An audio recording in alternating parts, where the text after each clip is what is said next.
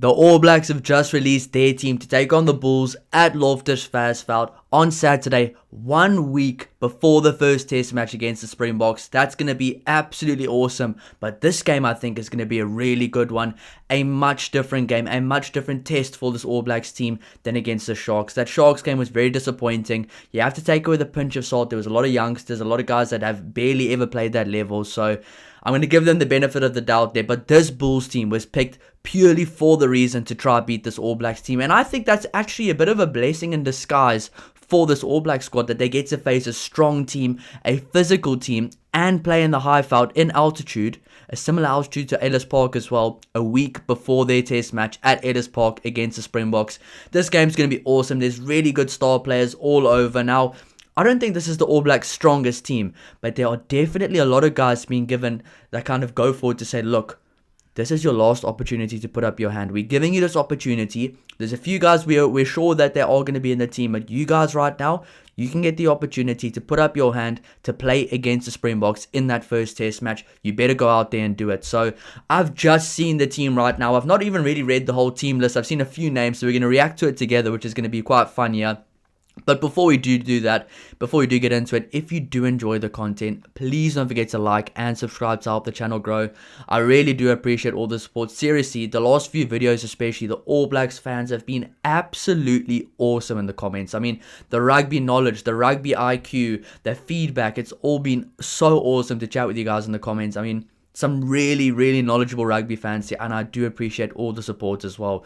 We're trying to go for 5,000, 10,000, 100,000. Of course, we're trying to get there, but we're going to focus on the here and now, focus on these games, try get as good of analysis out for you guys, my honest opinion as well, and of course, positive and negative, please leave me your thoughts down below in the comments. And I have to preface this video, I have to start this video, preface it by saying we are in a heat wave here in the UK, because of course I live in the UK now. It is the warmest day of the year right now. The room I'm in right now, we've just come into this room now, made it our office space.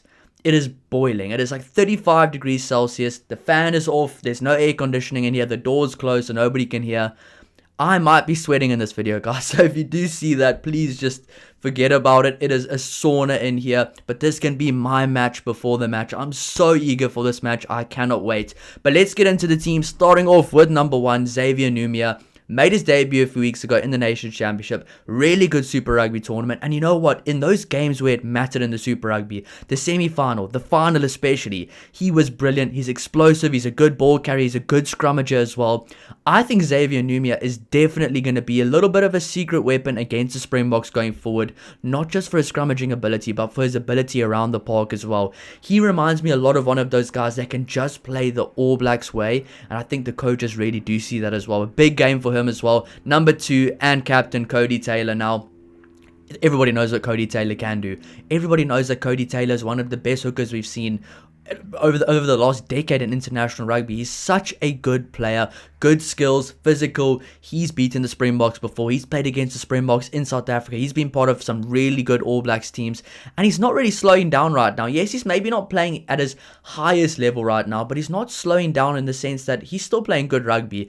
I think he might just be the number 1 option right now to get the number 2 jersey for that opening game, and I don't really think this game will make, like, if he has an okay game, I don't think it'll play him out the team. I think for him, it's just getting some of the cobwebs off and just getting a bit of game time under his belt against a physical Bulls side.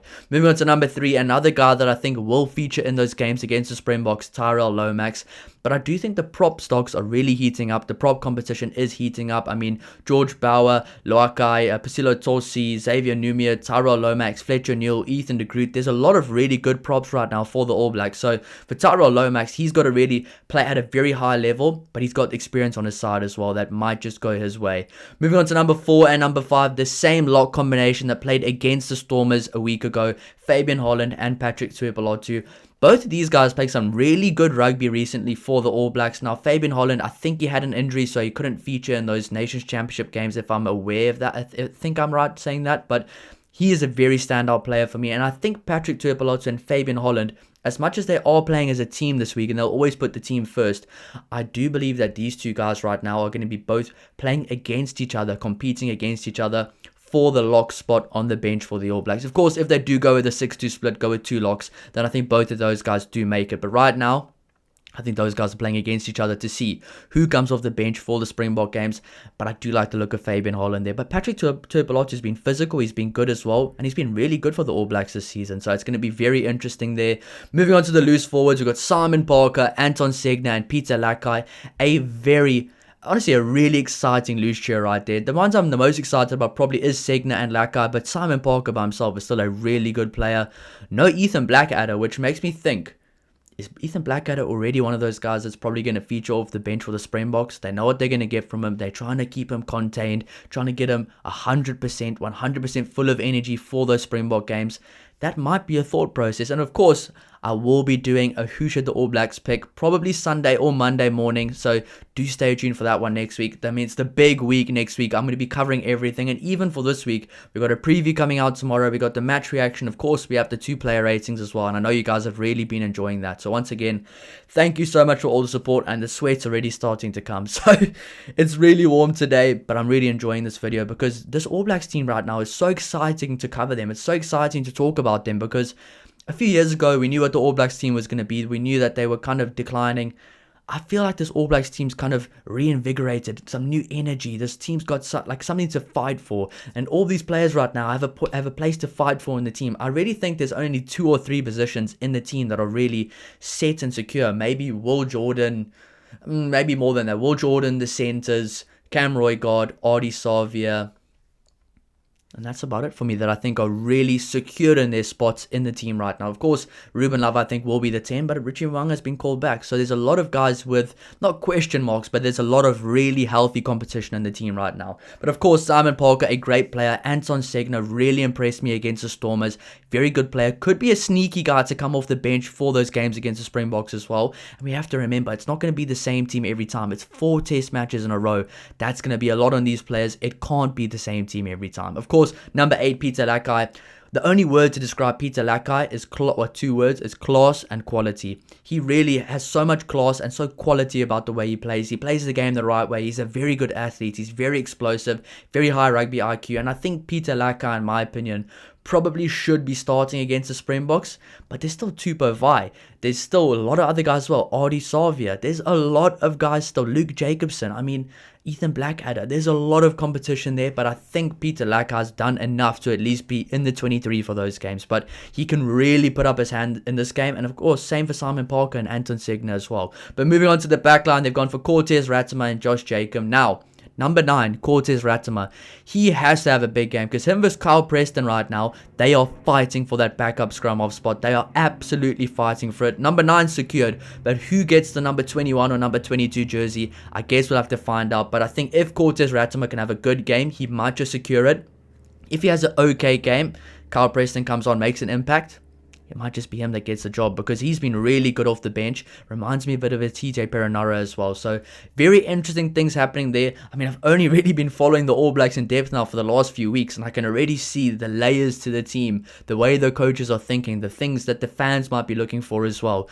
Moving on to the back 3. We'll start with the back 3 before we go to the centers. We've got Josh Morby at number 11. We've got Leroy Carter at number 14. And we've got Beauden Barrett at number 15. Now, Beauden Barrett didn't have the best game against the Stormers, but still, he has quality, he has experience, and if there were to be a lot of injuries against the Springboks, he can slot right in. That's just the truth of the matter right there. He can slot right in, a lot of experience, but I think he might right now be in the same position Handré Pollard is in, where I think Handré Pollard's probably playing better rugby right now. He's actually playing a lot of better rugby now since he's gone to the Bulls, but they are the guys that they have experience. They know they can count on them, but they don't need them right now. That's what I'm thinking with Beauden Barrett right now. They don't seem to need him right now, but they do need him in the squad essence to prepare the guys for the week. But I realistically don't see Beauden Barrett playing against the Springboks. That's a bit of a hint to the guys I'll pick next week. Josh Morby at number 11. He has a big opportunity to push for the number 11 jersey for the first test against the Springboks. There's Josh Morby, there's Rico Ioane, there's Caleb Clark, there's Fehefini Hanganofo. There's a lot of guys there. A lot of guys fighting for that position. Sorry if I did miss one as well. Leroy Carter, there's Imoni Narawa. There's so many guys fighting for that position. Josh Morby has a good chance right now. plays. Someone said this to me in the comments, and it was actually so accurate because he kind of plays against the grain. He's very unorthodox, and that really does suit the All Blacks sometimes, and it does not suit playing against. It doesn't suit the Springboks because every time there's an unorthodox type of player, I'm thinking like a Milner Scudder, Ben Smith, Israel Dag, they always seem to tear up my Springboks, and I think Josh Morby might just be one of those guys that is very similar to that. He's always playing against the grain. He's always doing things that you aren't ever going to expect is going to happen, but that's what I like about him. I think he might just be the favorite right now for the number 11 jersey, but there is so much competition for that jersey because I think number 14 is secured by Will Jordan, but of course if Damian McKenzie is injured, then I do expect Will Jordan to move to 15 with one of those other really good players to move to 14, maybe a Finianga Norfolk, Caleb Clark, or Leroy Carter. But that being said, Josh Morby has a very good chance to be in the number 11 jersey, and he can prove himself right here. Same for number 14, Leroy Carter. The coaches like him, the whole union likes him, everybody likes him. He's a very good player. He's nippy. He's just like a little live wire around the field. He can really prove himself. And the nice thing about these guys playing this game, they're not just proving themselves against the easy team. I mean, against the Sharks, they found the backfield too easily. Things happen too easily for them. Let's just be real about that. Against this Bulls team, they're going to have to work for it. There's Willie LaRouche, Trevino Jacobs, Stedman Gans, Harold Foster, Kerwin Bosch, Papier, Jean-Ray Rudolph's playing, Henry Liebenberg's playing. Some really good players for the Bulls. A very good system there. And a team that made the final of the URC, and it's pretty much similar to that squad as well. So I do expect it to be more of a challenge. But moving on to the centers, I do like the center combination. We've got Anton Lienert-Brown, I've got Rieko Ioane. Now, I don't expect Rieko Ioane to feature against the Springboks unless it's the fourth test and the All Blacks have already won it potentially. Then I expect it to be a lot of changes, kind of like a British and Irish Lions series thing where you've already wrapped it up. Give those guys a chance now because they can still prove themselves for later on. I do like the center combination, but I think Anton Lienert-Brown realistically has a really good chance of playing himself into the number 23 jersey. We saw it in the Nations Championship. He featured there quite a few times and did quite well from that position as well. Can play wing, can play both centers, so he might be a guy with Billy Proctor being out as well that can really feature in those games. But of course, there's so many guys, there's so many utilities. I mean, even looking at the bench right now, Tavanawai, yes, I said that right, I'm sure. A guy that can also play multiple positions on the field. That might just be a guy that could get into the number 23 jersey. But talking about the bench, we've gone for Samisoni Taukei'aho, George Bauer, and Luaka there as the bench front row. A really good backup front row. Not their strongest, but still a very good backup front row.